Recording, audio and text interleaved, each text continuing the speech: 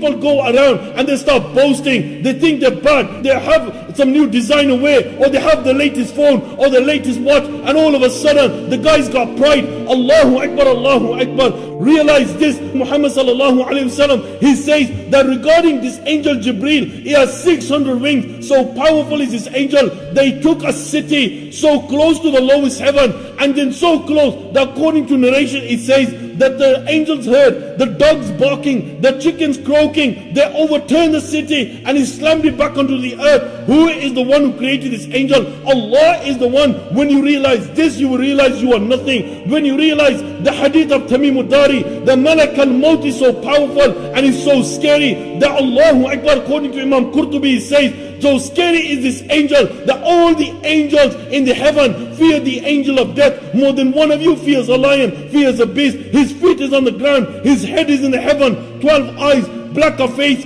fire leaping out from his mouth, coming out from his mouth with a forked iron rod, with 500 angels behind him, with whips and embers made out of fire. Allahu Akbar. Then when you realize this, you realize you are nothing. Then you go a step further. The angels who are carrying Allah's throne, the distance between the earlobe and the neck is 70,000 years. 70,000 years, 70,000 years. When you realize this, you will realize you are nothing. You will realize that your pride will go out of the window. Allahu Akbar. This is the Almighty Allah, the King of all kings, the Master of the Day of Judgment, the one, the only, Allah Azza wa Jalla, the Mighty.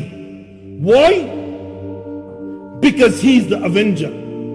He is the Owner. He is the Lord of Majesty and Bounty. He is the Gatherer. He is the rich. He is the enricher. He is the powerful one. He is the one who guides. He is the light. He is the righteous. This is Allah Azza wa Jalla, the Mighty.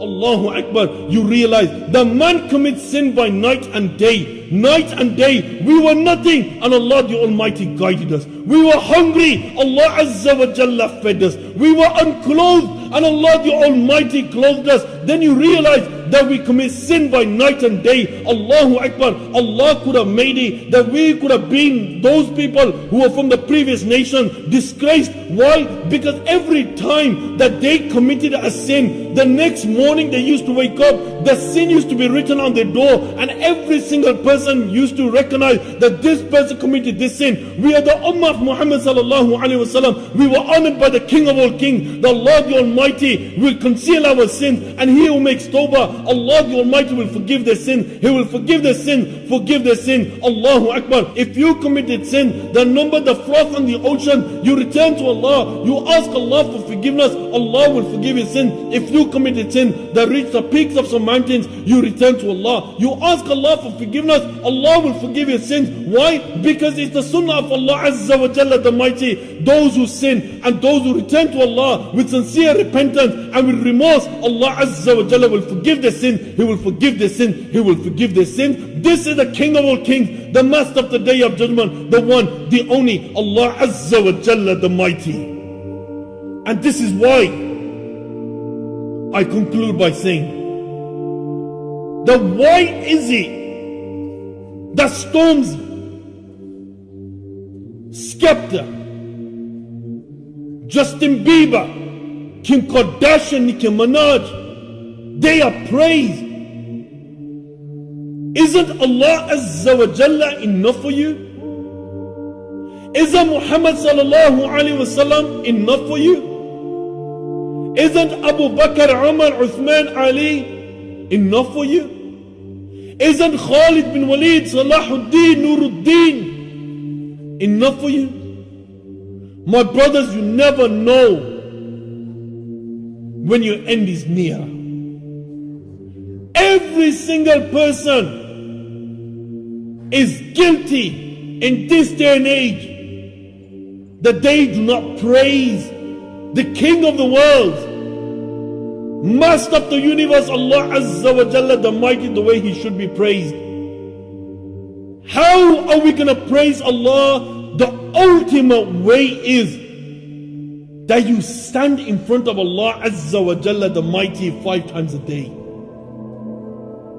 bowing, standing, praising Allah, because above, in the center of the world is the Kaaba. Above the Kaaba, 500 years is the first heaven.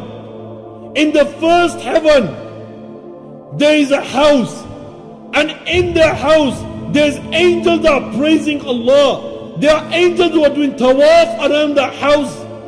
Some are in ruku, some are in sujood, some are in qiyam, and they'll remain like that right till the day of judgment. My brothers, you just never know. Today, you are healthy. Tomorrow, you could be bedridden. Why? Because there was a person, wallahi, his wife used to say that, guide him. Tell me about religion that I could explain to him and make him a better husband. He lives a life of sin. He lives a life of disobedience. And all of a sudden, weeks passed, months passed, even years passed. I used to warn him. Change. You never know when your end is near. Imagine Allah Azza wa Jalla, He takes your eyes away from you. He takes your ability away from you. He says, one day I'll change. Then after 4 years of me contacting him, speaking to him, I said to him, do you know what? This is my final visit. You want to believe? Then believe. You don't want to believe? Then don't believe. And I walked out. But before I walked out and I said that wallahi, you have no excuses now. A warner has come, and Allah sent me to tell you to change. 4 years have passed. I go, could you just imagine, from this day on, you lose your sight and you become bedridden. Few weeks later, I get a call from his family. They go that he has a problem. You need to come down. I went to the hospital. There he was, weighing 5 stones, with a brain hemorrhage, paralyzed head to toe, and the only thing he could move is his eyes. And I said to him, do you remember every single meeting we had? I used to remind you of this, that could you imagine that Allah Azza wa Jalla takes your abilities away from you. Tears flow from his eyes, but he cannot speak and he cannot move. Right till this present day, 2.5 years have passed and he's in the hospital in the same state.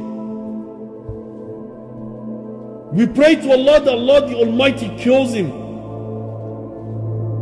But this could happen to any one of us.